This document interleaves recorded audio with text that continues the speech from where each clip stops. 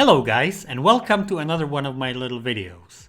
In today's video, I'm gonna show you how I work on a shot from The Empire Strikes Back. And you might be surprised that I'm working on Empire when I said that I would be waiting for 4K 80 to be finished before I start working on it. But actually, I watched all the Star Wars films with my girlfriend over the holidays.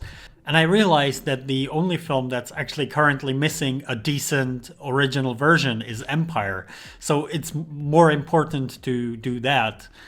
I don't know how far along 4K 80 is, but I'm gonna concentrate on Empire for now. And I wanted to say that I'm sorry this is all taking so long, but when you think about it, it takes me at least a few hours to finish any given shot. There's like 600 shots to do. Some take days, some might take 1 or 2 hours if they're really easy. But what it amounts to is that even if I worked on Despecialized every single night, which I just can't, it's impossible, it would still take like 2 years to finish. So this is that's why it's taking so long. Now let's have a look at this shot. So the shot I'm talking about is this one. In the special edition, this shot that's one shot in the original was cut in half, and a shot of the Wampa was inserted into it. And in the process, they cut out a couple of frames on each end. So there's 4 frames missing in the middle of the shot. So the obvious way to go about this would be to just replace those frames with another source. But even with a fairly decent 35mm source,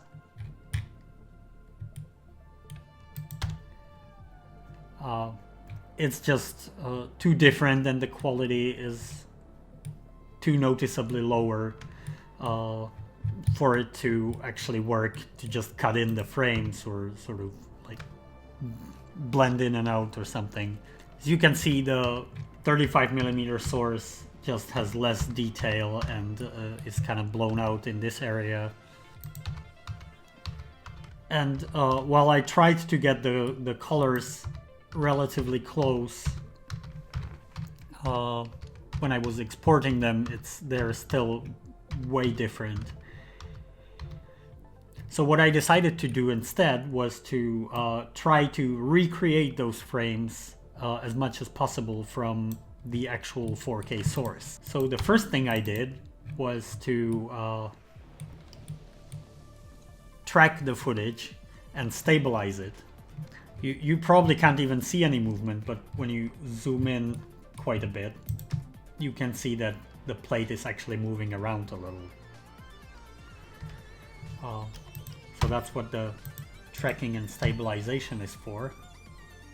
And then I went ahead and chose a few frames where Luke is in different positions in order to create a clean plate where I removed Luke from the shot as much as possible. From there, I went to the 35mm source. Again, stabilized it so that it would not move around. Obviously, the 35mm source moves around even more than the Blu-ray source.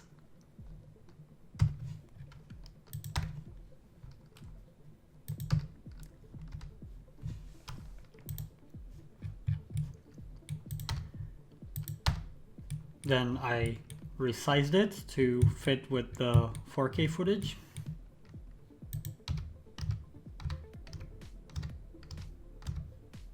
And then I used something that's relatively new to the last couple of versions of Nuke, and that's smart vectors. What this node or function does in layman's terms is it analyzes the movement of a shot, and then it's able to transfer the same movement to another image. It's usually used for putting textures and matte paintings on moving subjects that are changing shapes, like clothes, for example, or skin. So for example, in this shot that I did for a friend's student film, I was able to take this plate, have Smart Vector analyze it, and then I was able to take this blood plate and put it over the footage like this.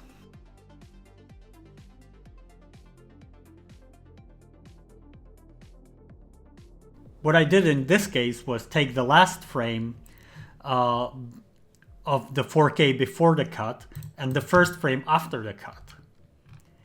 And I applied these vectors to those frames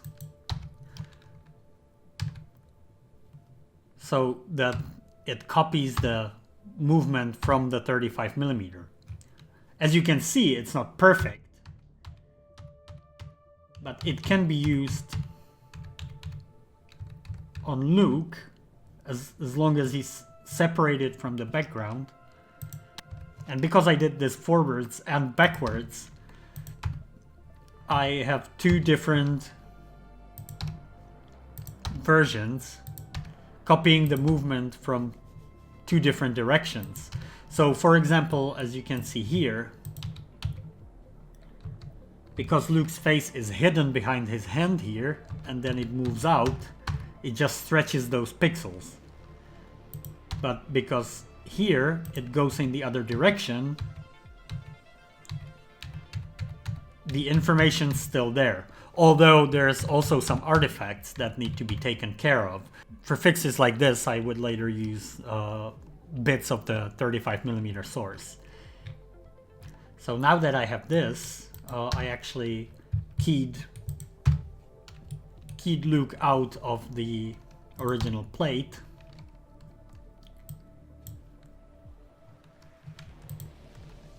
In order to be able to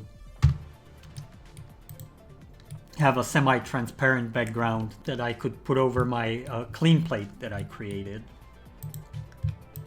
And then here I was able to mix together the two different frames with movement in opposite directions added to them, which gave me a fairly decent result. And then I was able to apply this over my clean plate background. And then I replaced the parts that didn't work, like this scarf here and bits of Luke's face, with the 35mm source, which I tried to color correct as close as possible to the 4K source to make it all match.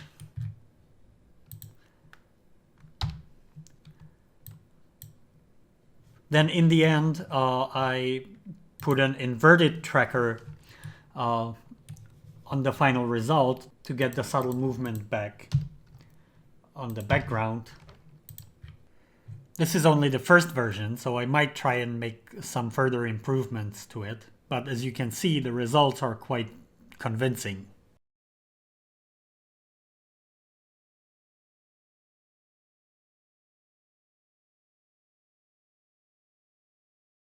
I hope you enjoyed this little look at my work. And if you want to support this channel, you can do so by becoming a patron or donating directly to my PayPal. I really appreciate all the help, guys. It really helps me to pay for software subscriptions and any necessary hardware upgrades. So I'm really grateful for all your help. Well, that's it for today. Thanks for watching, and may the Schwartz be with you.